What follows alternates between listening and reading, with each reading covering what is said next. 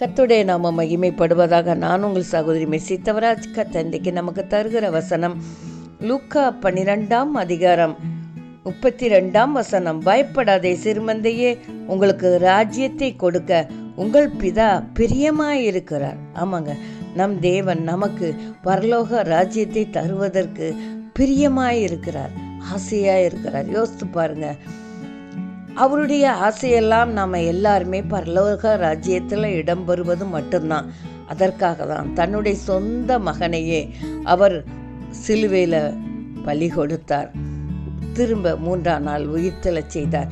இன்றைக்கு உங்களுடைய வாழ்க்கையும் என்னுடைய வாழ்க்கையும் சீர்தூக்கி பார்ப்போம். நம்மை நாமே திருத்தி கொண்டு பரலோக ராஜ்யத்தில் நாம் பங்கு பெறும்படியாக நம்மை பரிசுத்தம் பண்ண கர்த்தர் கிருபை பாராட்டுவாராக. அவரால் கூடாத காரியம் ஒன்றுமில்லை.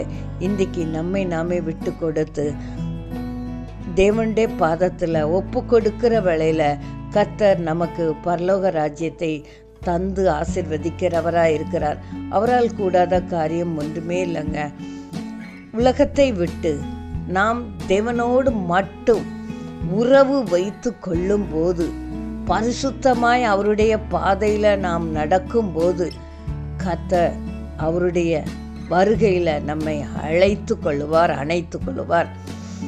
நாம் செய்த நல்ல செயலுக்குரிய வெகுமதிகளையும் நமக்கு தந்து ஆசீர்வதிப்பார். பரலோக ராஜ்யத்தில் நமக்கு ஒரு இடம் தருவார். ஆமாங்க, இன்றைக்கு நம்மை நாமே சீர்தூக்கி பார்ப்போம்.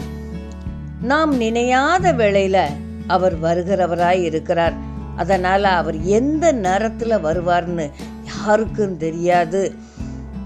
அதனால் நாம் எப்பொழுதுமே நம்மை பரிசுத்தமாய் காத்து கொள்ள கடமைப்பட்டவர்களாய் இருக்கிறோம். நான் 5ஆம் வகுப்பு படிக்கிற வேளையில் கல்வி ஆய்வாளர் நான் படிக்கும் பள்ளிக்கு வருகை தருவதாக இருந்தது.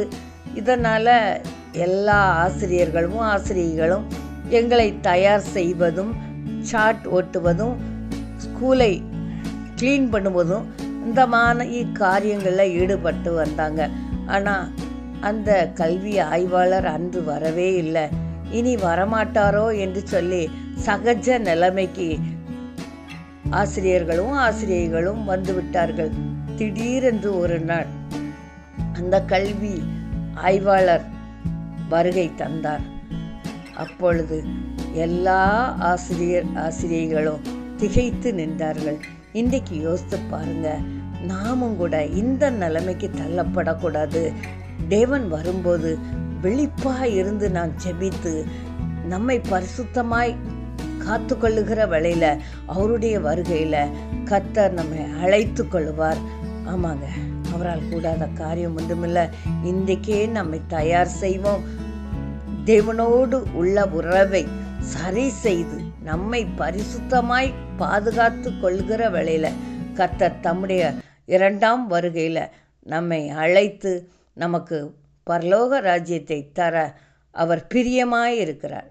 கர்த்தர் தாம் இந்த வார்த்தை ஆசீர்வதிப்பாராக. ஆமென்.